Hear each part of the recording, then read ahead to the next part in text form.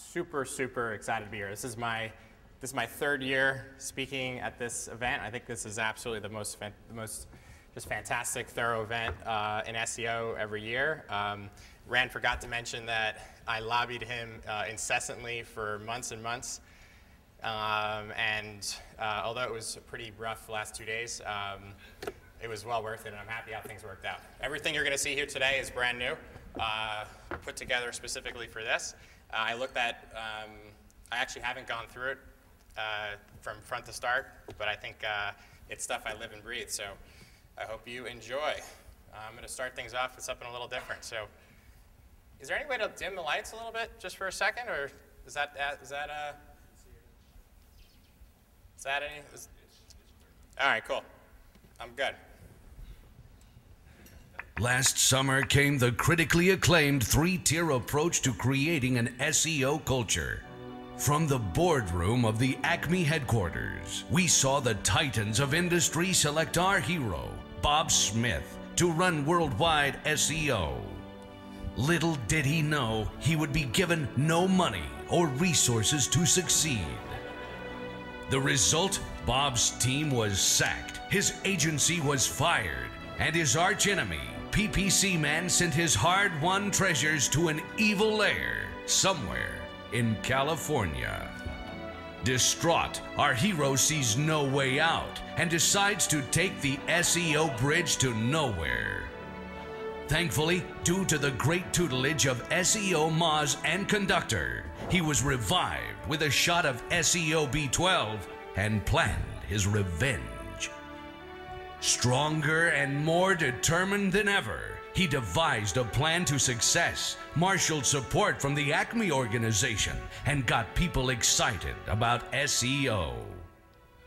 Quickly showing just how well his competitors were doing, and that Acme was being left behind, our hero developed milestones and success metrics like never seen before.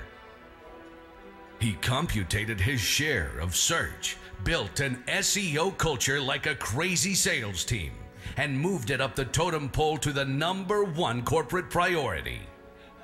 Now, we join our hero 1 year later. He no longer needs his daily B12 injections every morning. His company is committed to SEO and is ready to invest. Flush with the rewards of his tireless evangelism, our hero is on top of the world, except that he has no idea what to do with all that cash.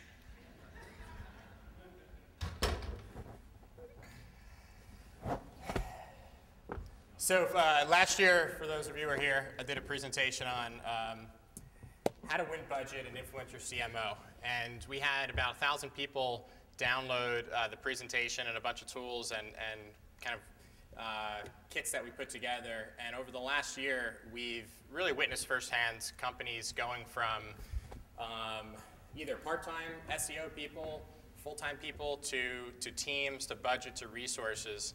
And at least what we're seeing, and I'm sure this is true for some of you, and some of you are still in Bob Smith's spot from last year or 2 years ago, companies are now thinking about, how do I scale? I mean, how do I go from just me and a few resources and my company's just checking the SEO box to really, really building out an organization?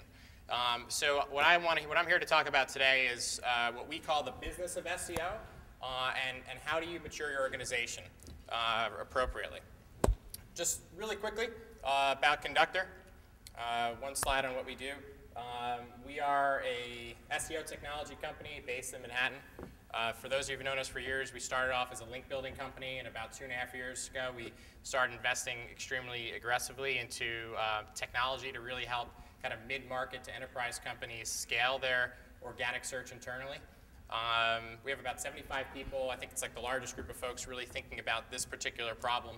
And currently we're excited that we have several $billion of SEO revenue amongst our customers that are managing through our technology. So we see a lot of this, and I'm hopeful that I can share some good nuggets for you guys today. Before jumping in the presentation, I'm in a different spot than you guys. You guys are in a different spot than me. I wanted to just share a little bit of what we're seeing in the marketplace And if you and your companies are not seeing this, then perhaps you can use this, this slide as a way to help convince people internally. But when we started the company in 2005, we kind of found that companies tried SEO, they put some resources into it, and ultimately they kind of felt like it was a black box. It was hard to be successful. It was hard to really scale. It was hard to really invest. And frankly, just people didn't understand it. And it really kind of deprioritized, became a small investment, and ultimately companies really started looking at paid search. And what we've seen over the last 5 years was an aggressive investment in paid search.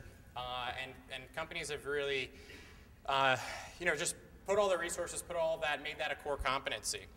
As the recession started to kind of come around in 2008, 2009, we've seen this really dramatic shift where companies were struggling to figure out how to invest more aggressively in paid search.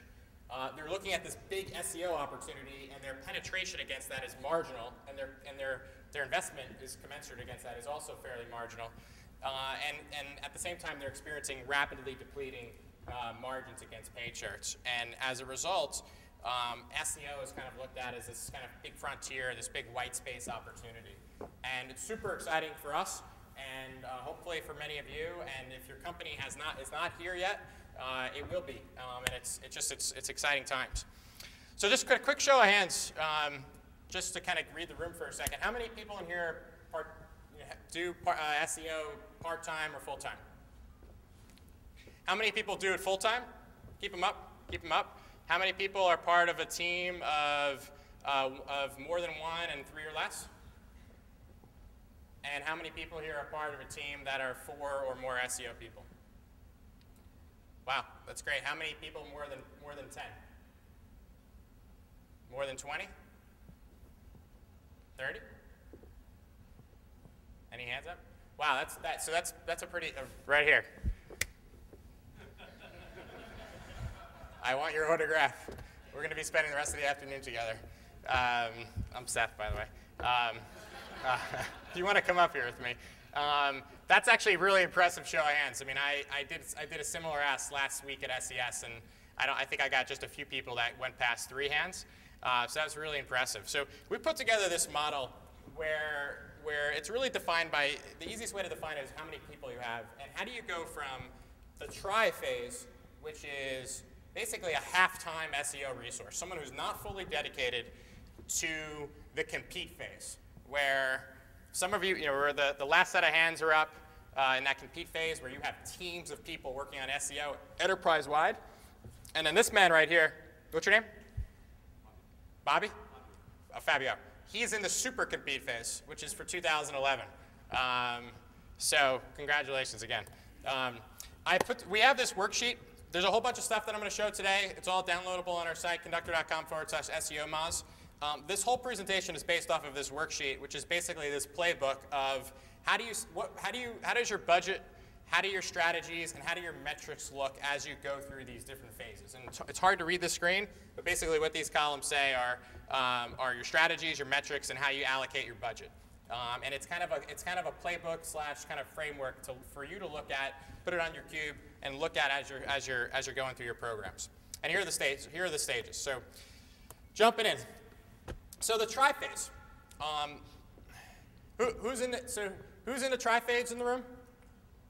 That's part-time, one-time, full-time. So glad not many of you are here. The try phase is real simple, right? You got a part-time resource, and your budget is extremely simple. It's mainly you. It's a little bit of resources in terms of engineering resources or production resources to make changes on your site. And it's some kind of basic resources to track what you're doing, whether it's looking at your analytics or whether it's some basic tools. And the key here in this try phase, right, if you're in this try phase, the key here and the key strategy amongst the group of strategies is to find those keywords that are in your striking distance, that are on the second page of the search engines, very simply, and get them to the first page. Find that low-hanging fruit. From a metrics perspective, you want to be looking at fairly simple tactics. Like what we put here is you have your rank and you have your traffic. It's as simple as that. Now, you might be saying, well, that's pretty basic, but you'd be surprised how many companies that that are fairly small and have fairly small resources, but they're doing like attribution modeling, right? And they're really stuck on how they're going to do attribution modeling. Meanwhile, they have someone who spends 20 hours a week on SEO. So this is kind of the base phase, and the goal from this phase is you get some of those keywords that are on the second page, you move them over to first page, and it's as simple as that. And I made a little just worksheet here, which is just super simple. You guys know I like worksheets. Really basic, but actually really effective. Go to your AdWords account, copy and paste a bunch of your keywords, pull rank data and search volume data, and put that in here in column A, B, and C. Very simply, sorry, I'm just turning this on. And from here, you basically can say my striking distance, these striking distance keywords, these are all my keywords that are on the second page. Hit this filter, sort this by search volume from largest to smallest. And now I'm not saying this is black and white, but this is a good framework to find a whole bunch of keywords to go after. If you're ranking for coat racks, number 14, or maybe something that's a little less competitive, moving that over to the first page, you're going to start to see some incremental traffic. You're going to show some wins. And fundamentally, you're going to start to see some success. And the whole goal of this phase, it's pretty simple. The goal of this phase is to get it so someone in your company is like, hey, this is really working. We're really starting to drive some revenue. Let's move on to the next phase, which is the invest phase. This is where things start to get kind of a little bit more fun. The invest phase is you start to see some diversification of your budget. You start to think about having a broader set of keywords, and fundamentally the metrics that you're looking at get a little bit more complicated, but you're not quite there yet. So you see here, as you start to diversify your budget here, you have a little bit of money for link building, you have a little bit of money for content generation.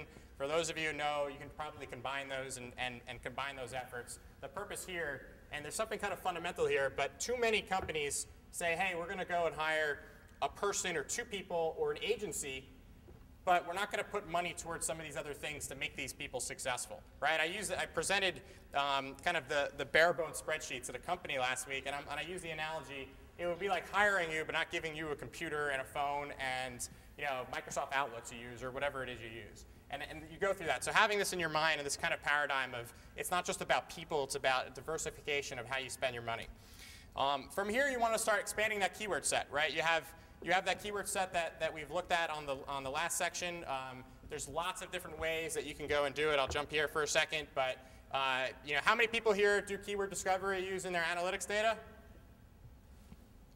Cool. If you're not doing that, it's probably arguably paid search data and our analytics data, #1 source, in my opinion, for finding keywords, right? Very simply, go to your analytics, look at all the referring keywords that are driving traffic organically, pop them back into that spreadsheet, run a rank report against them, and find those if any keyword is driving organic traffic that's on the second page, ideally a non-branded keyword, then it's going to drive a lot more traffic. You get that over the first page. Remember, 92% of the clicks happen on the first page of the search engines. So that's a great opportunity. If you're using SpyFu, who uses SpyFu? SpyFu's pretty awesome. There's a lot of cool tools out there, but you can do kind of the keyword war, and you can find what you punch in your competitors, you punch in your own, and it'll show you where the overlaps are, and you can export a bunch of keywords. You can do that for free. It's a pretty great thing to use. There's a bunch of stuff. From a metrics perspective here, the metrics start to get a little bit more interesting. The metric that we like to propose is aggregated search volume. So this is the total value of all the keywords that you're going after. And then you match that up against the average rankings of the keywords that you're going after. Now, I'm looking at a few faces here, and I keep mentioning, I keep talking about rankings, and I'm thinking the world's changing a lot, and some of you guys are maybe of the mindset where rankings don't matter. Does anyone think rankings don't matter? Where you shouldn't look at rankings? Okay, I'll skip that. I've never seen anyone get traffic if they're not showing up. And there's different ways to get better ranked data, but it's fundamental, I think. The key is, and you saw that in my presentation from last year, ranked data is a milestone. It's not a success metric. So when you're communicating to your organization SEO performance, you don't want to say, oh, we're ranking really high. You want to connect that to your actual performance metrics, which I'll share in the next slide. So I put in here the importance of SEO technology, and I know I'm a little objective here. However, this is super, I mean, when you're really starting to scale, there's a lot of different things in there. SEOMoz has an incredible product, which they rolled out 2 weeks ago. There's a lot of different things here, whatever you use, but you got to get yourself leverage. When you're just one person and you're doing a lot of manual stuff, you have interns, you're gathering information, you got to start giving yourself some leverage. As you get into the later stages of SEO, where you have more people having historical data, having these operations that are built around systems, and being able to deliver reporting on a consistent basis and have that information, it's super critical. So the last thing about this section is setting expectations. Too many people in SEO don't set proper expectations. I got an email this morning from the CEO of a Fortune 450 company, who's a family friend of mine that I've known since I was born. And he's asking me why he doesn't rank #1 for the product that his company does best, which is keywords dental supplies. And I told him, I mean, he has a whole SEO team, he has an internal people, he's still emailing me, but I told his people that he's got to set the proper expectations. They don't really make the investment, they don't do the things they need to do what he wants them to do, and he's got to make proper expectations. So just because you have one person and just because you start doing some of these things doesn't mean you're #1. So put that on your kind of checklist of things to do, is make sure you're managing those expectations downward. So this is where things start to get interesting. And this is probably around the phase where many of you are or going or have just been. But this is this measurement phase. This is the phase when you get your, what's going to happen is your boss is going to knock on your door, or some guy's going to knock on your door and say, hey, what have you been doing, right? Where's the money going? What's happening? And what might happen is you start going, oh, well, the ranks are up, and links are going up, and search volumes are up, and all these things are happening, and he's like, well, what the hell does that mean, right? You have to be preemptive here and ready to actually tie those SEO metrics to the business metrics. And when this conversation happens, it's a critical conversation. You got to be prepared, right? And this is what that measurement phase is. And what this means is taking a step back from your normal day-to-day and the operations of running kind of an SEO shop inside of a company to actually starting to make that transition to becoming a business guy. You're always going to be a monkey, no matter what. But the trick is to be a monkey with a suit on. That's the way I think about it. But as I learn more about companies that are incredibly successful with SEO, whether they have 1 person or 5 people or 20 people, it's the ones where they have the internal SEO leads that are just as good at the business side of SEO as they are at tactics and strategies and how to use the cannibalization tag and methodologies for crawling your site and finding errors and all those things. The business of SEO, what this means. So we had a customer roundtable 2 weeks ago during SES San Jose. We had 15 customers, and there's one guy who's actually here in Seattle who I met at this event last year, who's incredible in-house SEO guy for a big telecom. He was telling me that he's like, the biggest thing you need to be doing as an SEO person is walking the hallways, right? Walking the hallways, getting to know people, politicking, playing the politics, right? How do you get people to help out with the SEO efforts when it has nothing to do with their 5 goals for the year or their day-to-day responsibilities, right? How many people here depend on other people to succeed? And how many of those people are out of their department? Right? Half the hands just went up. It's usually more. You need other people to succeed. And how do you do that? It's not about knowing what to do. You know what to do. You just got to figure out how to work those folks, right? So what this guy does, is every quarter he has awards. It sounds silly. He has awards where he gives 1 award to someone in his organization who's contributed most to the SEO organization but isn't part of the marketing team. And he makes a big hoopla about it. Companies put their metrics up on the wall. I make jokes about this orb. This orb is like a magic ball. I'm telling you, it's done incredible things for our customers. We give people this orb, and they put it on their desk. And when their results are going up or when they're going down, every week the orb changes colors and it hooks up to our product.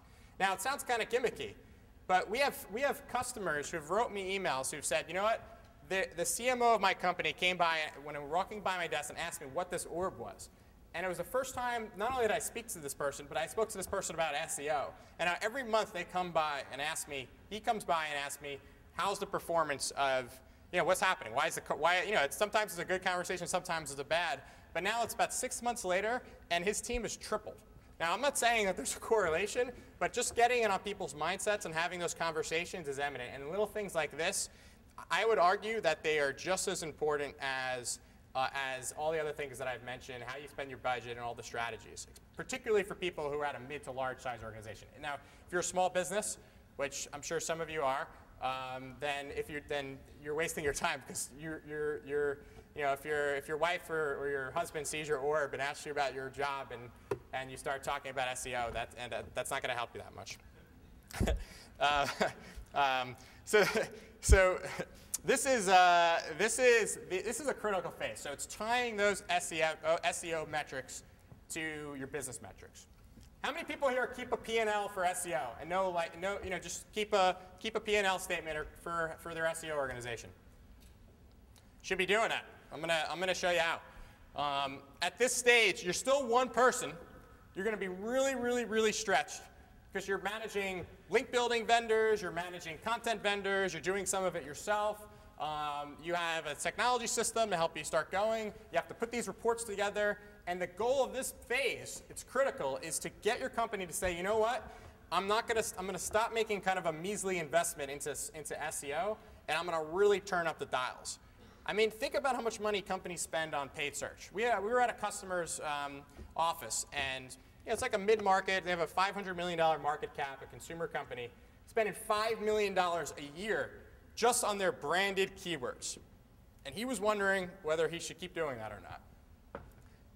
Now, there's a lot to go into that question, but $5 million a year just on branded keywords. How much do you think they're spending on their non-branded keywords? I got to say it's probably like 4, 5, 6 times that. How much do they spend on SEO? $250,000. Not a lot, right? There's real money out there, and there's a real opportunity. I mean, the reason why I'm showing you this presentation and why I'm excited about it is that, just like Fabio over here and some other folks, I mean, there's companies that are really doing this seriously. I mean, they are really investing and they're really scaling, and these are fundamentals, right? You've got to get your company to believe in how to track the performance and the measurement. So from here, the critical thing is you got to tie those metrics together, you got a diversification to the budget, and you got to get to that scale phase. So I put together, and this is kind of layman right here, but it's something to look at. So this is basically a P&L for your SEO organization. Can you see it all right? You can download it after. And there's 3 ways to look at this. It's for B2B companies, B2C companies, and for publisher sites. And it's really, really simple. And I'm gonna tell you something that is fundamental to this that you should write down and just put in the back of your mind if you haven't done it already. So it's really simple. On the left side, you can see your costs. That includes your salary and allocation of what percentage of your engineers are spending on SEO performance and all those different factors, your tools and consultants, all that stuff. On the right side, you're looking at ultimately your ROI metrics, which if you're a consumer site, it's orders, revenue, or leads. If you're a B2B company, you probably have a value per lead, depending on what kind of leads it is. And if you're a publisher, there's some kind of value for visitor. Now, you can get really sophisticated here, and this is just the goal here is to be laymanized. Now, the trick here, which is not on this spreadsheet, is how many. So, just by a show of hands, how many people here their companies measure SEO by overall revenue against overall SEO costs, and that's the way they look at the channel. Anyone? So that's part of the problem that is like the linchpin of all of our problems, right? Is that companies say, I'm going to look at all the money I spend on paid search, all the revenue I drive, and I'm going to say, what's the margin on that? I'm going to look at all the money I spend on display, I'm going to look at all the revenue I drive, and I'm going to look at the margin on that. But when it comes to SEO, they're going to say, well, it's free traffic.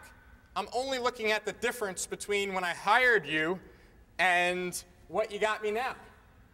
And that's probably not going to be, it might be nice, but it's not going to be incredible. And it becomes just, becomes okay, right? How many people are in the latter bucket, what I just explained? I guess, so no one really raised their hand. So does your company just not track ROI for SEO? Can you hear me?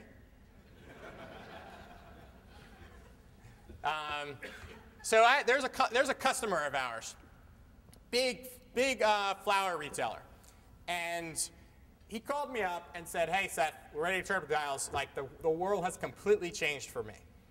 And I said, "Why?" And he said, "Well, my company is now instead of looking at just the cost of SEO versus the incremental, they're looking at the entire thing over what their current spend is. And when they did that, they realized that SEO is the most profitable channel across all online marketing." And why did that happen? It didn't happen because this guy was smart and made that happen. Quite the opposite. It happened because their SEO revenue started to tank. And it tanked in a material way, and it was depleting slowly and slowly and slowly, and then just started to fall. Anyone here have depleting SEO revenue? I don't believe you. We're at this point, like in market maturity, where it's not always about going up, it's about staying the same, right? People are getting competitive. It's a zero-sum game. You've been hanging out in those good spots for years, and now there's other people. You got big companies that are spending money and investing and doing all kinds of stuff, and they're going after you, right? You have small companies that are getting more aggressive. You have all kinds of stuff happening, and it's deteriorating yourself. So you got to get if you could convince your organization to look at SEO as cost over revenue, and you can sell that battle, and if you haven't already defined it, then it's your job right now to pitch that in there and say, this is why you should do it. Because if you don't do that, we have to invest in just maintaining that revenue. The world of free search is over. The world of free traffic is over. If you use the word free traffic again, I'm quitting. Right? You have to fight for all this because someone else is going to fight harder, and it's going to come at you. If you can do that, that is a paradigm that is an incredible place to be. And when your company does that, you're going to be like that guy with the king hat on. All right. So jumping back in here to the presentation. So you get into the scale phase. This is fun. So just so you know, the pie charts here and the budget, they get bigger each time, right? You can say they double, they triple, but they get bigger. And this phase right here, it's really interesting. This is when you go from the one person dedicated kind of SEO generalist to a team. We're seeing this happen a lot, right? I just had lunch with the SVP of marketing for one of the biggest banks of the world 2 weeks ago, and I did it last year when I was at SES. I did it again. Last year he was just hiring his first SEO person. This year he's got 3 new headcount. He's hiring a link builder, he's hiring an analyst, and he's hiring a content writer. There's a lot of ways to do it, but companies are starting to build out SEO teams, and that's where this is happening, where you start to get generalist resources to specialist resources. And it means you have to get a lot more sophisticated about a lot of things. You have to start looking at campaign-specific ROI. What does that mean? That means it's not just the ROI of SEO, but the different programs that you're running, right? The different investments that you're making, the different vendors that you're managing. You have to start spending money on continuing education. You see this little yellow sliver here? That's continuing education. That's this. This is continuing education. How many people brought someone not in the marketing team here with them today? Nice job. Nice job. It's you. Getting people that aren't in the marketing team here, looking to this presentation and getting excited, that's great. Bring your engineers, right? Bring whoever. Get them going. Bring people in high. Go hire a Rand. I'm sure you can hire him for some price. But everyone's got a price. Get Ty. Get someone. Take a vacation day. Bring them in the office and get people in a room, buy them breakfast, get them excited. Spend that continuing education money. You got to think about that when you're doing your budgeting. This phase here is all about organizing and prioritizing. You're going to have a lot of keywords to manage. You're going to start looking at long tail strategies. You're going to be doing link building programs that are foundational, but also keyword specific. You got to really, really, really prioritize. You got to have lots of ways. If you don't have all of your keyword data in one place, in one repository, and an easy way to manage it, you're not doing as good of a job as you could be doing. Get a database, build an access system, do something, and get that data in here and keep looking at it, keep pumping it in, keep updating it, and really you got to consistently be organizing and prioritizing. How many people do continuous keyword discovery? You do it more than 90 days? Anyone do it more than 90 days? So depending on your business, You know, we see so many companies, we're looking at this list of 50 keywords. Oh, how long have you been looking at that list? Oh, these are our golden keywords for the last 3 years. I'm like, you ever punch one of those keywords in a Twitter search and see how people actually talk about those keywords? Right? That's a good idea. It wasn't mine. You know, just using social media to figure out how people are talking about your keywords. I'm not going to profess to be an expert on that, but there's a lot of different. Your keyword set is constantly evolving, depending on depending on your company. You got to keep looking at it. You got to get out of that mentality of that one time, once a year we're going to do it, and you got to start systematically doing that. The next thing is just looking at your keywords like a pipeline. This is basically a report that we give our customers that you look at your keywords in the different ranking zones, the traffic zones, the striking distance zones, the emerging zones, and the development zones, and look at how they're trending over time. Now, you need to start, you need to get out of just looking at revenue, but you got to start forecasting. If you start seeing that your keywords are going from that emerging zone, the red zone, into the yellow zone, into that striking distance zone, you can start making some conservative, aggressive estimates on what the future SEO revenue is going to be, managing up, right? Managing your keyword set like a sales pipeline is how I call it. This is another way this is a nice way to actually distribute data to people internally, because everyone, if you just look at your traffic, then it only matters what's on the first page. But you might have got 1,000 keywords or a whole skew of a template of keywords from not ranking to the second page. That's pretty good, but you want to get some credit for that. You want to have some visibility into that. So I talked about this a little bit. These are some models to do it. We have a customer that has a full-time guy that looked at this keyword management. It's a big company with a lot of keywords, but they have a full-time person that looks at keyword data all day long. And they actually don't just use this resource for organic search. They use it for paid search. They use it to actually drive some of their social brand monitoring strategies. They even use it to seed kind of behavioral targeting for other display channels that they do. But they're looking at their keyword set, and that becomes a core competency for them. This is the last phase. And this is the best place to be, unless you're in the super compete phase, which we're not going to talk about today. This is where you start thinking about crushing the competition. This is where you start monitoring your competitors maniacally. There's 2 reasons to monitor your competitors. One is to, frankly, drive incredible urgency and awareness in your company to drive resources and to get budget, like what I talked about last year. And that really works, right? You show someone a ComScore report and says 3 out of 4 of our competitors are doing way better than us. You're going to see tides are going to start to turn. The other thing to do now with your competitive data is to actually look at beating them in search and managing against them. What's my market share relative to theirs? And how am I penetrating that? And remember, search is a zero-sum game. When someone else does better, you do worse. When you do better, it comes at someone else's expense, typically. So you got to start thinking about that. You got to start managing that. And this is where the world gets really interesting.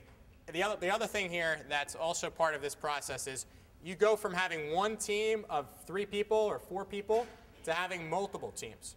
So there's a few people in this room that are probably like that, but instead of just having one analyst and one link builder and one content writer, or however you choose to set it up, you actually have multiple teams focusing on different parts of the business. We have a retail customer, and they have half of their taxonomy has one team, half of their taxonomy on their site has the other team. And not only do they have 2 teams, but what they do is they get these teams to compete against each other. Bill Hunt, awesome speaker and just awesome SEO evangelist. He presented this slide 2 weeks ago that showed, it was IBM data that showed the difference between the performance of business units when they were competing against each other versus not. And there was an order of magnitude more successful. If you email him or email me, I'll send you the presentation. But you can get your teams competing against each other. So for the people here are on those separate SEO teams. Fabio, what's up? I know I should be taking notes from you. How many of you guys have actual separate goals and you compete against each other? No one. Well, there's 2 hands. That is actually, it depends on where you're sitting, but that is actually a really way to drive performance. And I guess that might be something that you want to put in place depending on where you are. But if you're looking at holistically for the company, getting your teams to compete against each other are critical. And the last thing here, just a few more things, is I just put together just another silly worksheet that you can look at your share of search. So last year we did kind of share of search at a single point of time against your competitors. And this year, and this is a really simple visualization, it's really easy to do. So we have a market opportunity calculator, which you could put in what's your total market opportunity and what percentage of that are you getting. Very simple. You can download it off our site, the same link from conductor.com/SEOMoz. Then what you can do is do that for your competitors. Also very easy to do, and put it in here over time and start looking at how your market share against your competitors is changing every day.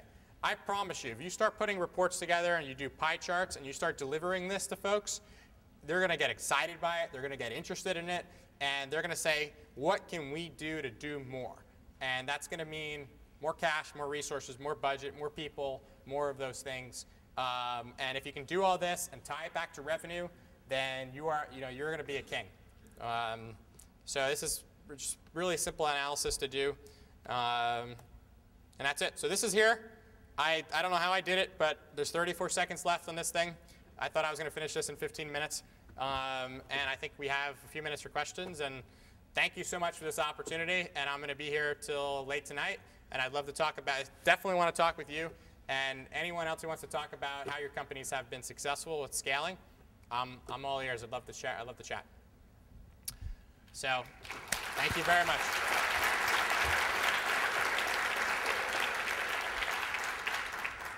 All right, we're only going to take a couple of questions, and my 3G is running really slow, so we're going to go show of hands. Who's got a question?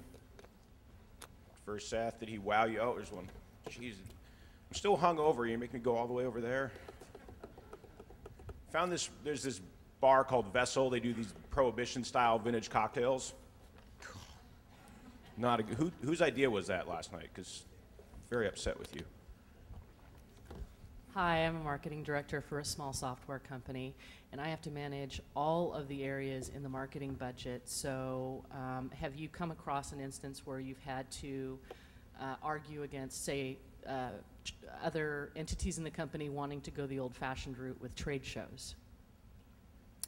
I would say my own company is definitely of that mentality, right? We have a small marketing team, and we have those debates all of the time. What we do is we deploy paid search campaigns.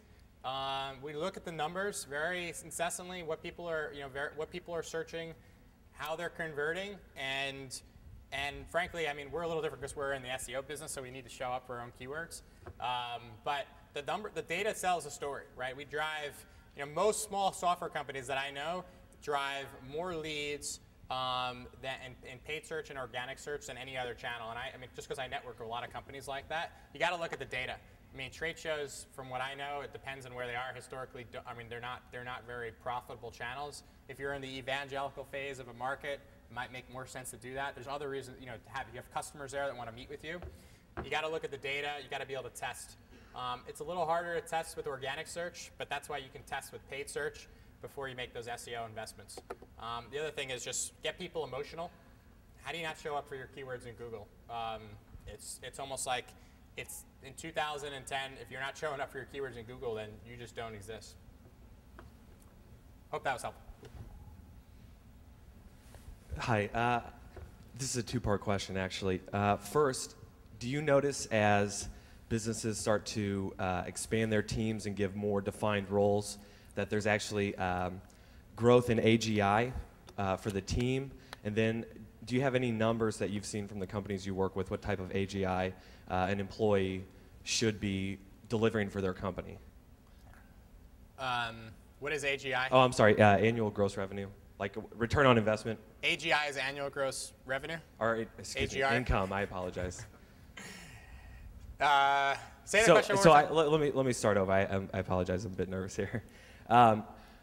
What type of return on investment can companies expect from their SEO engineers? The critical point, right, is how do you look at the revenue? Do you look at it from overall revenue and sales over overall expenses, or do you look at incremental? If you're only looking at incremental, and then if you keep resetting that every Sure. year, it becomes extremely difficult to maintain Right. ongoing SEO investment. But the former instead of the latter. If you're doing the whole over Right. the cost, I think you're going to have to, you'll typically have a lot of money to spend, and you're still going to be looking at 90% margins and growing revenue. The other thing you have to figure out how to quantify is how much you save, how much you maintain versus going backwards, right? How much, if we take a control set of keywords and don't do anything on them, or maybe look at a partner site or do something and look at how they start to depreciate by not doing anything and saying, this money actually goes back to just paying for just staying where we are versus any improvement. Thanks. All right, we got to do a little computer switcheroo because Seth is being problematic with his Mac. He comes in, these guys come in, oh, I use a Mac. Last year I was here, everyone had Macs, so I thought I would be a loser with the PC. So, well, while we're doing the laptop switch, 2 quick questions for you. Yeah.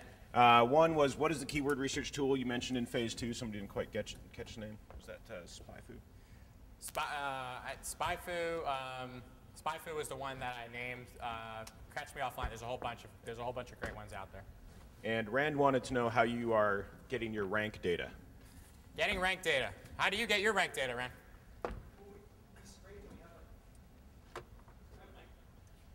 Well, so you had said there's some sort of better ways, to get rank data than like the classic tracking, and we've been, we obviously struggle with this too, right? Trying to track rankings data for tons and tons of people, and you have to be, making requests on lots of different IP addresses, and we typically use that, the system of like the ampersand PWS equals 0, and use the geocode ampersand GL to match whatever.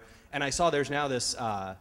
What was it, David who mentioned it yesterday, or Tom Critchlow mentioned the ampersand GM equals plus the city code, and I guess you could tie that back to an IP address or something of a user. But what do you guys do for trying to track accurately, because it changes so much? Yeah.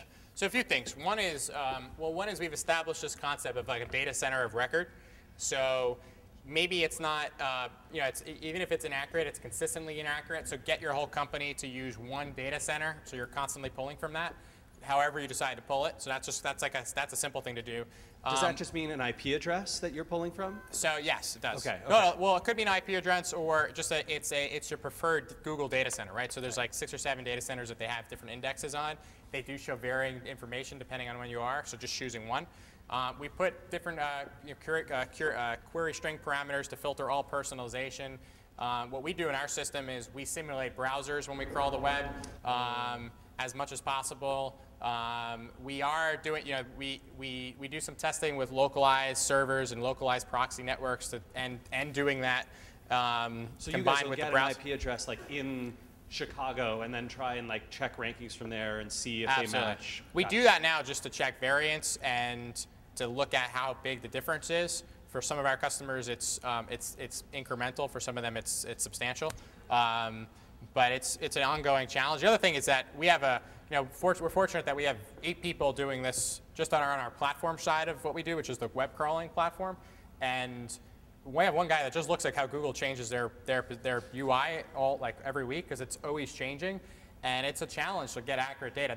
The big challenge is, are you looking at your classic ranking, or are you looking at your actual ranking, which is reflective of universal search data, and how do you grab that? And that is a paradigm that has to totally change, because you can look at it, says you're 6, but you're really 12 when you think about how many links are down on the page. So it's a hard challenge. Yeah. I think you want to look at it all relatively, and you want to gauge whether it's going up and down, and kind of use it on a look at it in an aggregated fashion. And then when you want to do if you have your 5 or 10 really important keywords, you can check them manually. Cool. Thank you. Excellent. Thank you, Seth. Appreciate you coming in on short notice. My pleasure. Thanks, everyone.